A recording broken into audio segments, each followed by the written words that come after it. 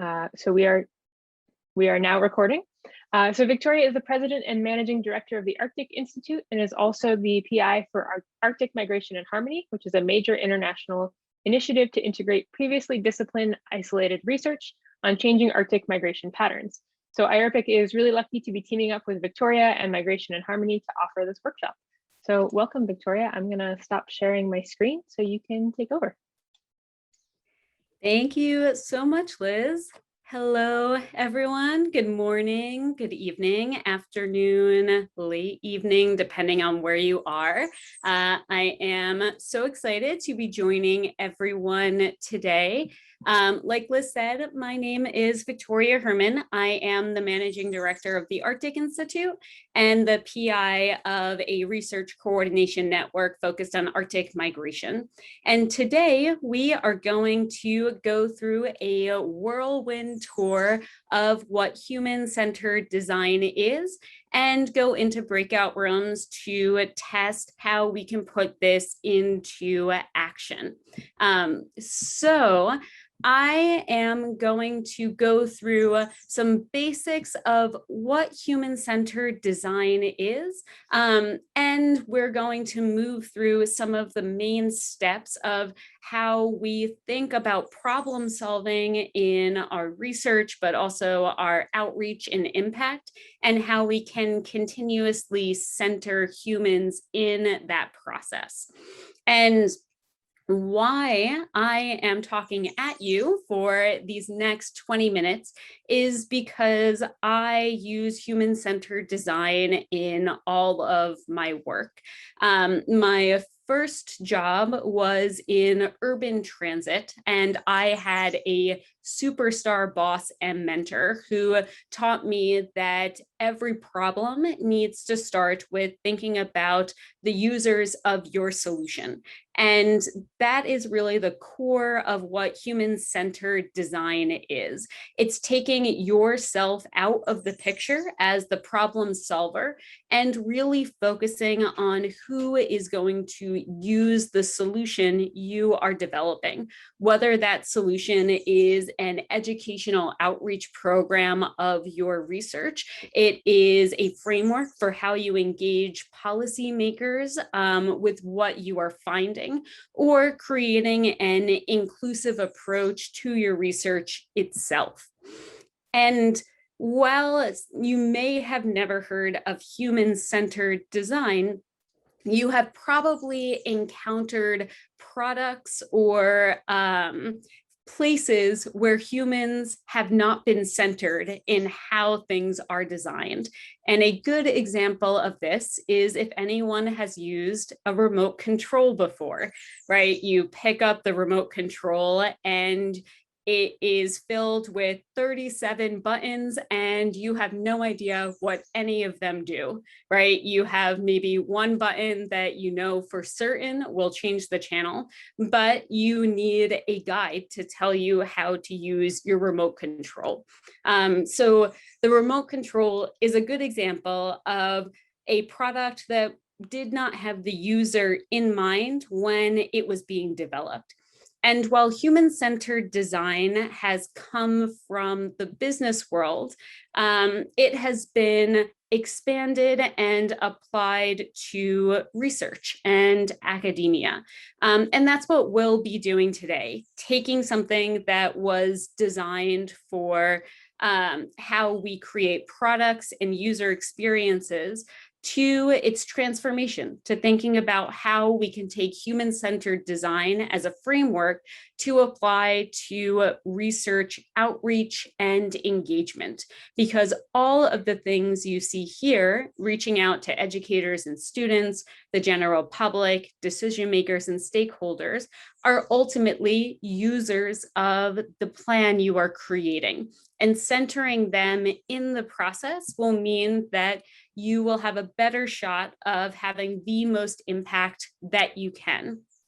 And this means that we should think about human-centered design as a framework, right? It is something that is guiding how you are developing your outreach, not just how you're implementing it, but from the start, thinking about what the challenge is that you are trying to solve in your outreach. And again, making sure that you are centering whoever is going to use that outreach or engagement creation that you will be producing. So rather than saying, I was once a student, or I am a professor, and so I know how to reach out to educators and what students will likely want, taking yourself out of how you've experienced that problem and really engaging with whoever will be using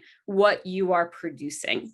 So sidestepping that challenge of designing programs based on your own experiences, and instead understanding challenges from whoever your user is and solving them based on their own experiences. And through this process that we'll go over step by step, and then you'll have some hands-on opportunity to apply it to your own challenges, you'll have a basic idea of how you can start to problem solve through human-centered design, how you can make sure that you are still centering the user of your outreach, whether that's a kindergarten student or a senator, at the center of all of your developments, ensuring that you are gut checking and making sure that you are not falling back on what you think is best, and continuously reminding you that your outreach, like your research, is not static. It needs to be continuously improved based on when your users are in need of having that changed. So you might realize that I am talking quite quickly and introducing this new framework at a very rapid pace. And that's because I am conscious that I have just 1 hour with you. Usually, this type of workshop takes 4 full days to really understand and gain that training of how to apply this in a meaningful way. And the process itself takes time, commitment, and compassion.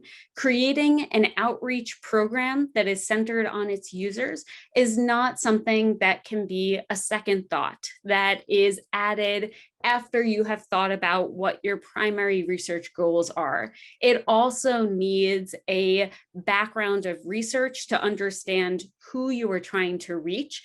It needs some creativity and ideation on how to reach those people. It needs preliminary testing, and finally, writing out that solution. All of this takes quite a lot of time. And after this 1 hour, I will share resources with you that takes you through this process in a much more in-depth way than what we are able to do in this hour. It will go through what steps and how much time each of them will take to ensure that you are working through a human-centered design framework in future outreach. But for our time together, we are going to look at 3 main steps of human-centered design: inspiration, ideation, and implementation. Inspiration is your basics of how you get started. It's creating a design challenge and creating ways to get that background research of who your users will be. Ideation is thinking through all of that background research you did on your users. So maybe kindergarten students, if you are doing an outreach program on Arctic ecosystems, and thinking about how those background research on kindergarten students can be turned into ideas of how to reach them in the most meaningful way. And your final phase is implementation. How do you take that background research and those ideas and create something tangible that you can evaluate and make sure that you are having a real impact in this case, an educational outreach program? So let's go through these step by step. And we'll start with inspiration, right? Our first phase is to learn all you can about the users of your outreach program and what their world is, because you can't design something apart from the world in which your users live. You are not living in the same world as a kindergarten student in Kotzebue, right? You are living in two different worlds. Understanding what they are living in and understanding who they are and what those different target audiences are, different types of kindergarten students, different abilities, different accessibilities will be important to creating the most accessible and impactful outreach program. And inspiration also helps you to think about what their needs are. If you are developing an outreach program for ecosystem education to kindergarten students, you'll need to understand what their goals and needs are within the context of a kindergarten classroom. Luckily for us, you should all have already thought a bit about how you are creating your design question. What big question you have that you would like to solve today, or what you would like to solve in the future after you learn a bit more about human-centered design in this workshop. This is the Word document that Liz kindly shared with everyone that gets you framing your ideas through a design challenge and helps you to organize how you will think about a solution. It is a document that you will continuously refer back to throughout your process to make sure that you are addressing the challenge that you originally set out to solve. And that challenge should drive towards impact, right? Your end goal is an impact based on what you would like to solve. The example that Liz shared is something that I have been working through myself. So earlier last year, I needed to solve for the challenge of how might I collaborate or partner with other researchers, educators, or organizations to increase my outreach to young women and students from historically marginalized groups aged 10 to 15 in the state of Alaska, right? I had an overarching challenge of women in the STEM workforce in the US and US territories, and the need to provide support, resources, and science engagement for young women and students from historically marginalized groups. I thought about how I can turn that into a question, write some key outcomes that I would really like to achieve, like making learning easy, inexpensive, and accessible, and providing opportunities for engagement, training, and learning to students. And the big challenges or constraints that I would need to consider. The fact that I don't have a lot of time and that I am not sure how to connect with educators or students. You all have a Word document that looks just like this, and hopefully a few of you have already filled this out because we'll be using this as the starting point in our breakout rooms. So now that we have a design question, your next step in a human-centered design process is thinking about who you ultimately would like to reach. Who does that design challenge target? And in a human design-centered process, you are thinking about all of the possible groups that you might need to include to think about how to solve that challenge. So for my challenge of reaching students aged 10 to 12, some of my target groups would be students themselves and different types of students, but also educators, principals, the Alaska State Department of Education, NGOs like ANSEP that are reaching out to students, businesses that support educational outreach programs, or other researchers that are doing similar work to me. All of these are groups that I can learn from. And ultimately, these target groups are individuals and groups that you are trying to learn insights from, to see what things you are not thinking about, and again, to understand the world of your users. The end goal of understanding your target audience is to get the fullest picture possible of what it means to be a student age 12 that is interested in science. And when you are creating these groups, remember to not just think about the broad mainstream of those groups, but to really think about the extremes of the spectrums, right? You want to design a solution that is as accessible as possible and that will work for everyone. So thinking about who your users are in the broadest sense and making sure that you are designing for students with varying degrees of ability, for various languages, for different broadband access. All of these mean that when you are designing for those students on the extreme of the spectrum of accessibility, that you are designing a solution for everyone. And this next step, taking your target audience and then understanding what their world is, takes more action than what we are able to do today, because this is really your opportunity to do research on your outreach, right? Just like the rest of your research, outreach is not something that comes out of your own intuition of what you think is right.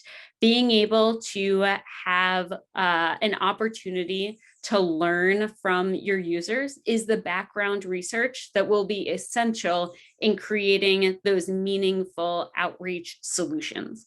And there are lots of opportunities and lots of methods for understanding your users' goals and needs.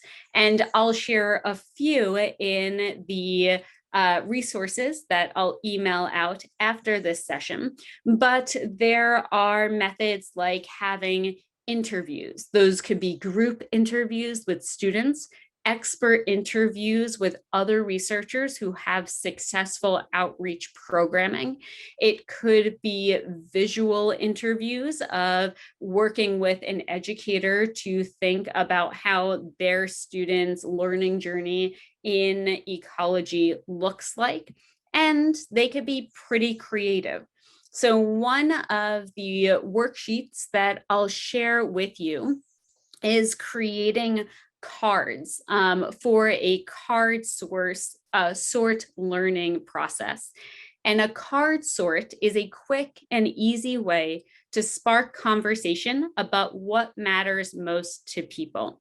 In the worksheet that I'll share, there are big boxes that you can draw a word or a single image around your challenge.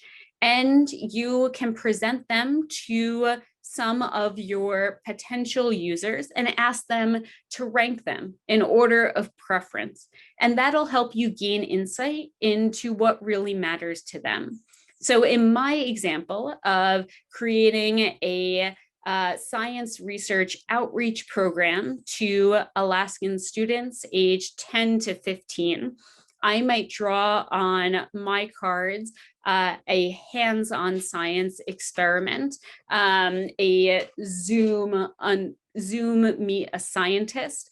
I might create a social media campaign, a bunch of Instagram posts, and I will sit down with a group of students and ask them to pull out the ones that are most exciting to them. I'll do the same thing with a group of educators. Which one really is important to them? That ranking will help me not only understand what is important in their world, but also start a conversation with them about why they chose the cards they did. And that'll give me insights and a deeper understanding, that background research on what I really need to focus on for my solution. So that's just one example that I'll give a worksheet out to do, but there are lots of different ways to do background research and a lot of pretty creative ways to get people thinking about what matters most to them in their outreach. But because we are a bit limited on time, we are going to take those design questions that you created in your Word documents and move to the second phase of human-centered design, which is ideation. And this is where we will break out into our breakout rooms. Your ideation phase is really focused on taking that design challenge and putting it into discrete problems that will be solved. So you have all of this learning information that you were able to get through your research. So that was your expert interviews, your card sort, all of these different exercises that you did to learn about your users and the world that they live in. Now it's time to download everything that you learned in whatever team you are working on. Maybe this is your lab, maybe it is an IARPC group, but bringing everyone together to share what they learned from their own background research and putting them all together so that you can understand your user from all of these different angles. Now you have a lot of learning that you did in that inspiration phase. So it might feel challenging to identify what the biggest learnings are, what the biggest insights are. You can then use a top 5 exercise, which is an opportunity to list the 5 biggest ideas or themes that stick out to you from everything that you learned. So for my example, it might be that broadband access was really limiting. Students ranked cards that had things that were tangible, that were paper or hands-on experiments, and not things on social media. Another top 5 idea could be that educators ranked things that aligned with their curriculum during the school year and not things that were outside of what they were already creating for lesson plans. This gives you an opportunity to find themes that are across these ideas, patterns that are emerging, compelling insights that you heard from your users, and problems that people keep bringing up. So in my example, people kept bringing up that it's really hard to get online and it's really hard to have educational engagement in a meaningful way when that happens either on a website or on a Zoom call. So having that move from your inspiration to your ideation phase means that you are moving from learning all of the things you can about your users and moving that into what are the big themes of what you learned? What are those biggest insights that you were able to glean from your users. And that'll help you create an insight statement. And this is what we'll be doing in our breakout rooms. An insight statement moves your learnings into succinct sentences that will help you move towards a human-centered solution. So in your statements, you'll think about the big themes from that your group can generate about your challenge, and then rephrase that theme as a short sentence. And then you'll ask your members of the breakout room what insights they might have from their own personal experiences. Unfortunately, we have all not done our extensive research on our users, but we'll use our breakout rooms as an opportunity to see one another as users of this, of your solution, and to ask them what their insights are. And it will look like this. In a moment, I'm going to share some hyperlinks for Google Docs that we'll be using in the breakout rooms. It will look just like what you see on the screen here. I'll ask you to write your design challenge that you put in that document Liz shared a few weeks ago. And this is mine that you've already seen. How might I collaborate or partner with other researchers, educators, or organizations to increase my ecology outreach to young women and students from historically marginalized groups aged 10 to 15 in the state of Alaska? I'll ask my group members to help me brainstorm some big challenges. And some of those challenges are ones that I've already talked about. Broadband access is something that I have gleaned from my users. Maybe another member of my breakout group brings up the challenge of how do you develop this content, right? You have limited time to develop content, and you don't know everything about ecology. And a third challenge is how do you make connections with educators? Maybe someone else in the group brings up this challenge of how do you actually reach out? So we now have these big challenge themes. It's now time to brainstorm together through discussion what our insights might be to thinking about the users themselves. So one thing that I have learned in doing a human-centered design process with students over the past year is that middle school students really like something physical. They like something they can bring home from school and that they have for themselves, that they don't need to share with a group of 10 other students, that this is something that they can look back at and they don't need an internet connection for. I also learned from educators that some internet-based outreach is okay, but that really needs to happen in the classroom. Developing content is another one of the challenges that I have listed, and maybe some of my breakout room members bring up some of their own insights, that students like seeing themselves in content that they've created. Maybe someone else says, I am a PhD student that is running 4 different projects and I don't have a lot of time to create content myself.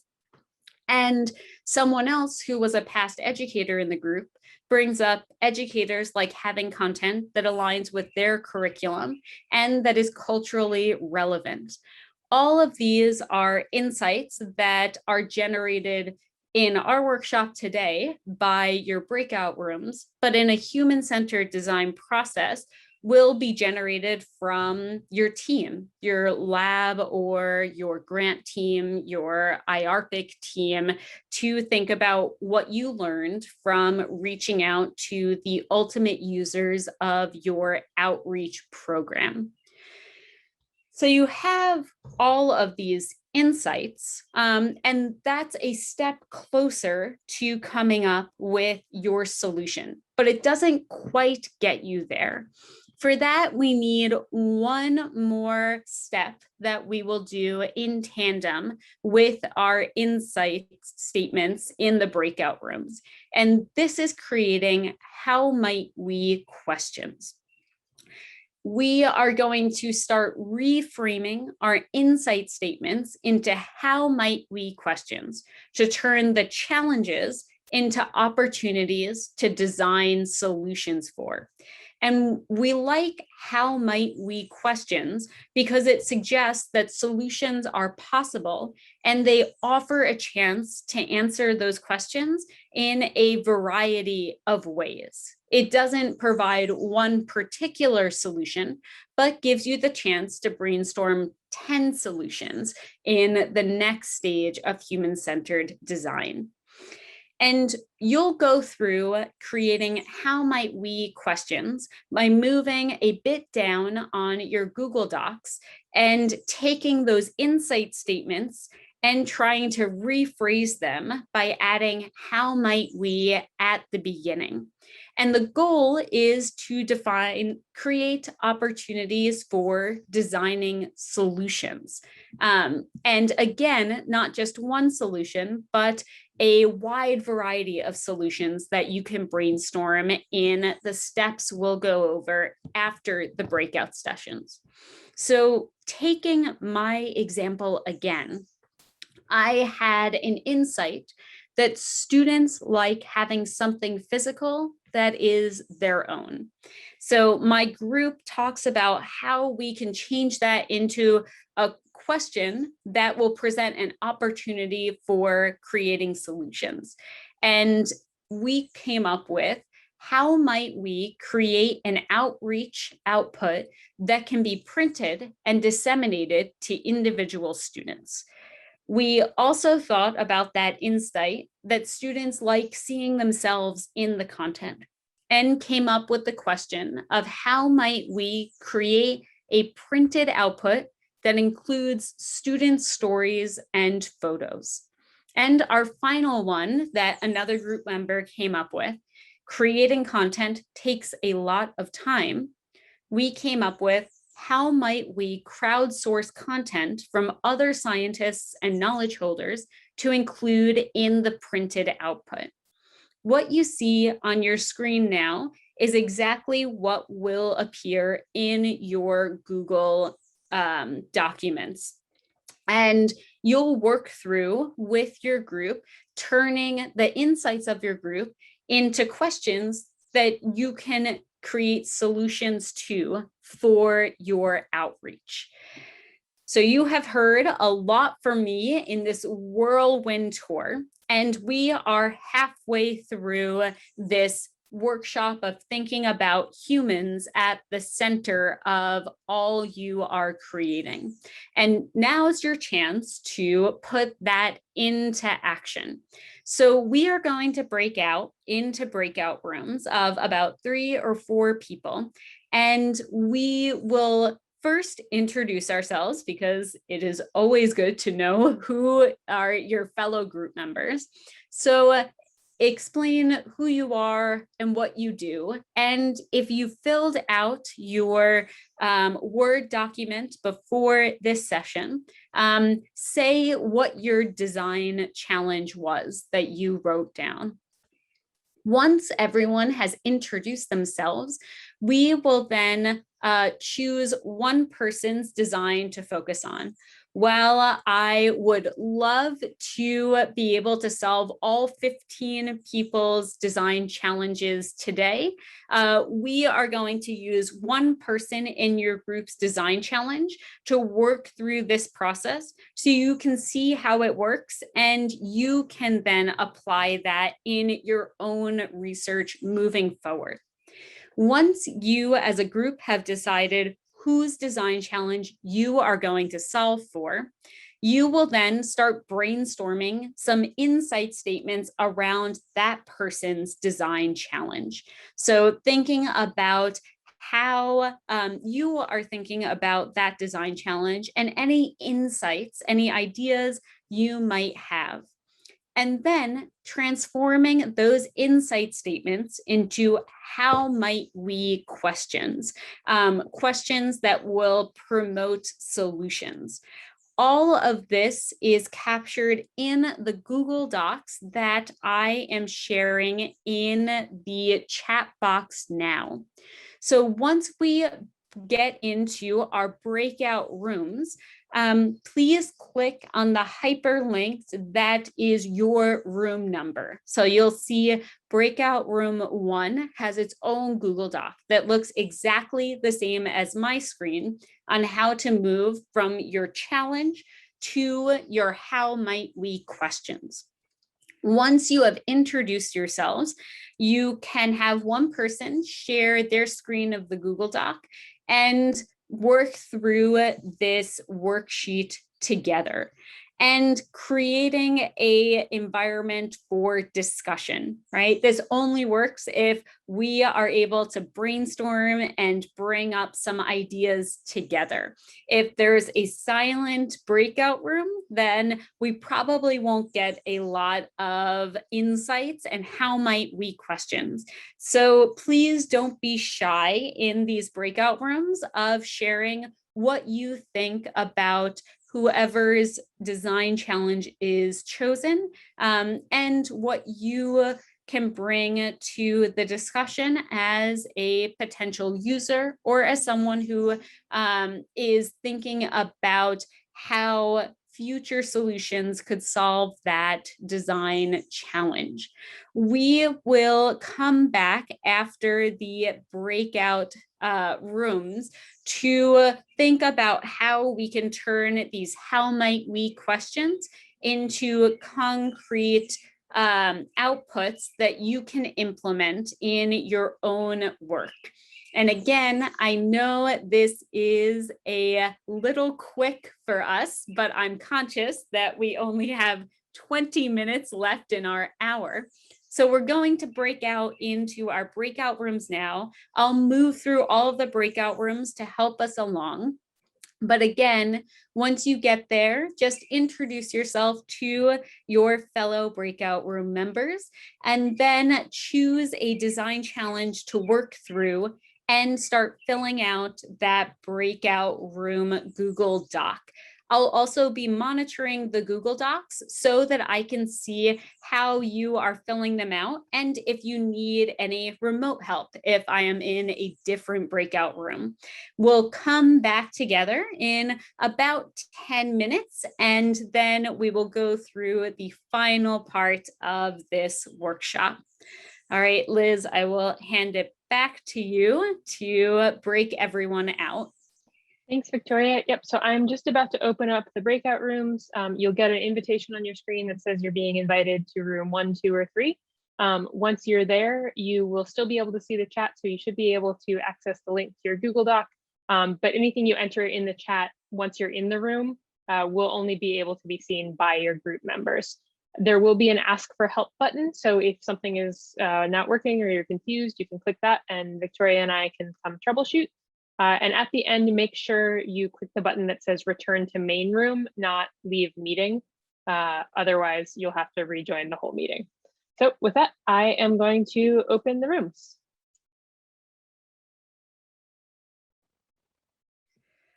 Hi, everyone. So I'm sorry, you should have had 5 more minutes to work through that worksheet, which I think would have gotten us all a little bit further along than we were. But hopefully that gave you a sense of where you might go. And I think we'll have a chance to reopen the breakout rooms if anyone wants to spend an extra 5 to 7 minutes after the hour, so that you can still talk with your group members and engage a little bit on solving those challenges.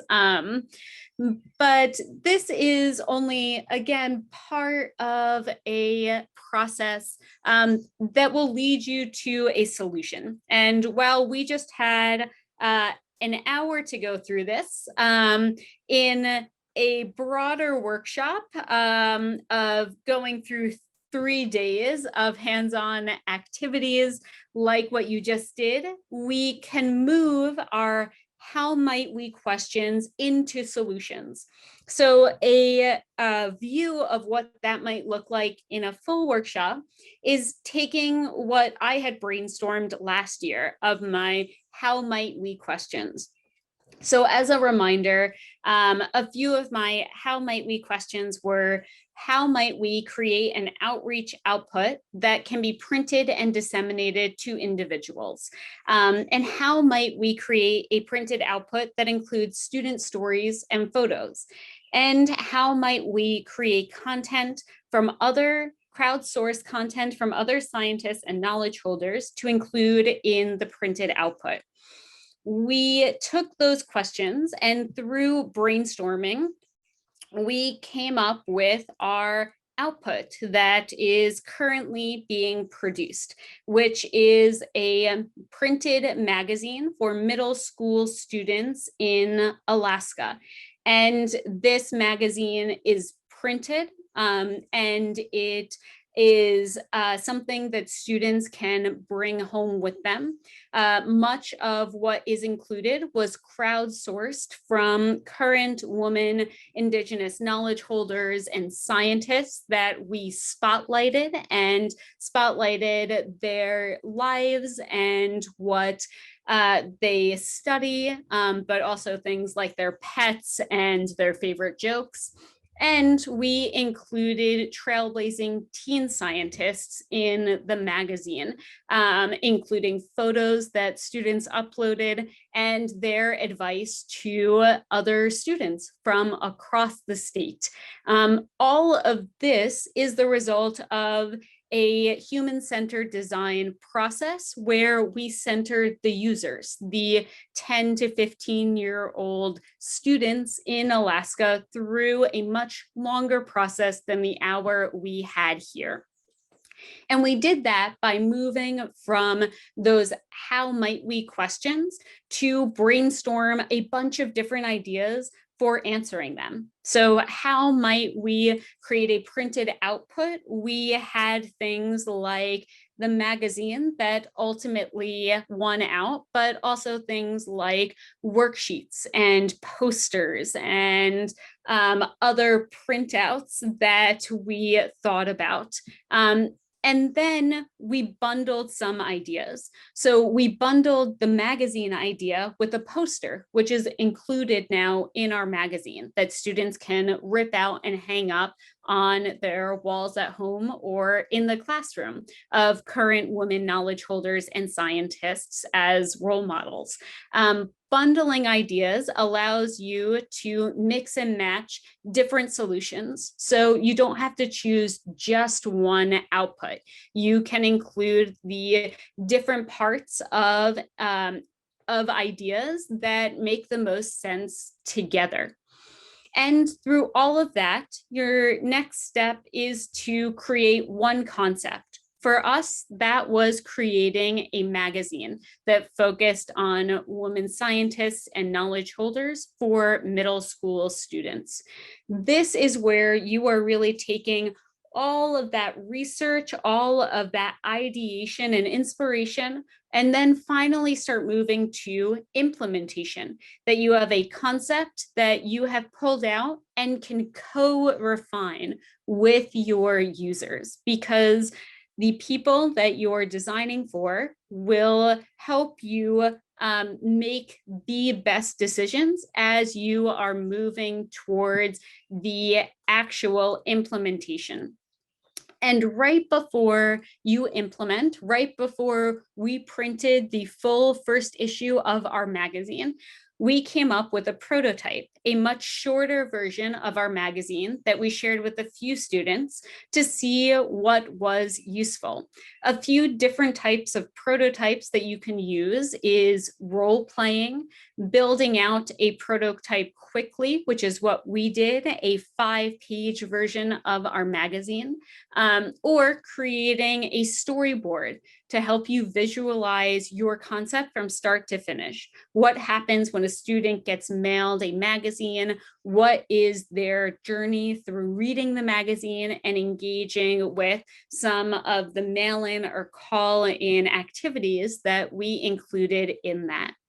And finally, from that, one of the first slides, a human-centered design process. Make sure that you are never static, that your outreach is continuously evolving because your users are not static.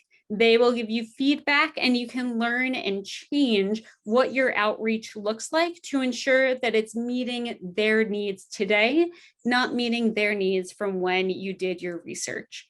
So again, this was a whirlwind hour. I think Liz and I are learning that fitting in a workshop into 50 minutes is a bit ambitious, but if you were intrigued by this and you think it could be meaningful to dig deeper, we will be doing a much more intense version of this human-centered design workshop in the fall through the Migration and Harmony Research Coordination Network, where you will leave with a tangible solution.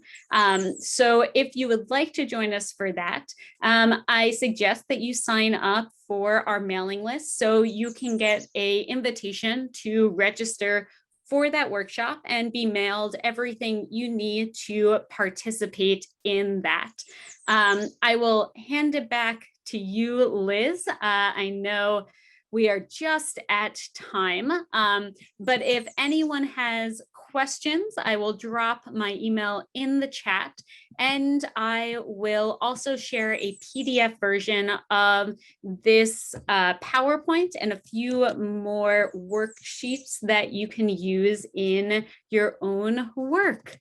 All right, that is all for me. I see I'm only 1 minute past, and I will hand it back to you, Liz. Thank you so much, Victoria, and thank you all for joining us for this whirlwind workshop.